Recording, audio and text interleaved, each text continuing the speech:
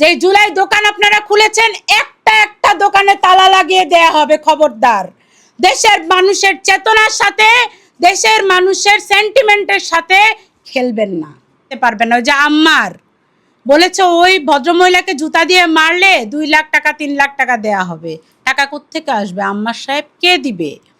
তার মানে জুলাইকে কেন্দ্র করে যারা ব্যবসা করছে তাদেরকে ধরেন, জুলাইকে কেন্দ্র করে যারা সহিংসতা ছড়াচ্ছে তাদেরকে ধরেন, যাদের আর কোনো কাজ নাই, যারা জুলাই জুলাই জুলাই জুলাই করে তাদেরকে ধরেন, যারা নিজেরা স্বীকার করেছিল জুলাইতে তারা পুলিশ করেছে তাদের বিচার চাই।